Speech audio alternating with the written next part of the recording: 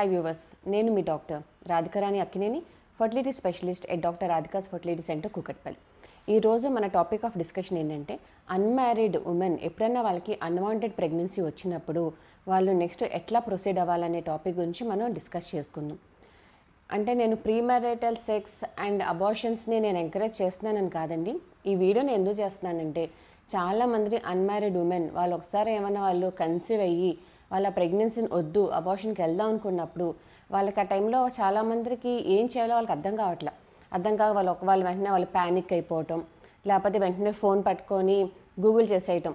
అప్పుడు అర్జెంట్గా అబార్షన్ అవ్వాలంటే ఏం చేయాలి, ఏదైనా పపాయ తినాలా, లేకపోతే పపాయ గింజలు తినాలా, లేకపోతే కొంతమంది వెళ్ళి మందుల షాప్లకి అబార్షన్ పిల్స్ తెచ్చుకుంటున్నారు.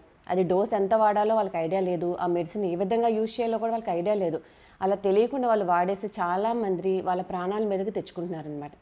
సో అట్లాంటివి జరగకుండా ఉండటం కోసమే వాళ్ళకి ఎడ్యుకేషన్ వస్తుంది ఈ టాపిక్ మీదనే నేను ఈ టాపిక్ సెలెక్ట్ చేసుకున్నాను అనమాట.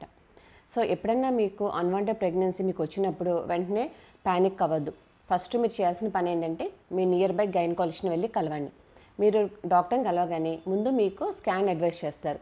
స్కాన్లో ఆ ప్రెగ్నెన్సీ ఎన్ని వారాలు ఉంది, ప్లస్ ఆ ప్రెగ్నెన్సీ గర్భసంచిలో ఉందా లేదా ఒక్కొక్కసారి మనకి పక్కన ట్యూబ్స్లో ఫామ్ అవుతుంది, దాన్ని ఎక్టోపీ ప్రెగ్నెన్సీ అంటాం. అలా ఉందా అనేది మీ మేడం అనేది చెక్ చేస్తారు. చెక్ చేసినాక మీ ప్రెగ్నెన్సీ ఒకవేళ 7 to 8 వీక్స్ కన్నా తక్కువ ఉందనుకోండి, మీకు యూజువల్గా మీకు మెడిసిన్స్ ఇస్తారు, ట్యాబ్లెట్స్. ఆ డోస్ అనేది మీకు ఎంత అవసరం అనేది మీ డాక్టర్ డిసైడ్ చేస్తారు. ఒకవేళ ప్రెగ్నెన్సీ అయినా 8 వీక్స్ కన్నా ఎక్కువ ఉందనుకోండి, అప్పుడు ఏంటంటే ట్యాబ్లెట్స్ వల్ల అంత ఎఫెక్ట్ ఉండదు. అలాంటప్పుడు మీకు సక్షన్ అండ్ ఎవాక్యువేషన్ అనే క్లీనింగ్ పద్ధతి చేస్తారనమాట. సో మీరు ఈ అబార్షన్ పద్ధతి అనేది మీరు గైనకాలజిస్ట్ ఆధ్వర్యంలో చేసుకోవడం వల్ల మీకు హెల్త్కి ఎటువంటి ఇష్యూస్ అనేవి రావు.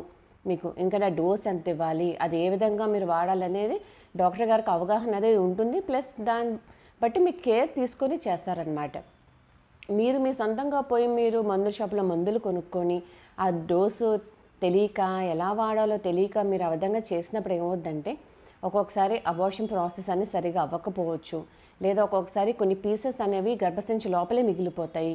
వాటి వల్ల మీకు గర్భసంచికి వాటికి ఇన్ఫెక్షన్ వచ్చి మళ్ళీ ఫ్యూచర్లో మీరు ప్రెగ్నెన్సీ కావాలనుకున్నప్పుడు ప్రెగ్నెన్సీ రాకుండా అవుతుందన్నమాట.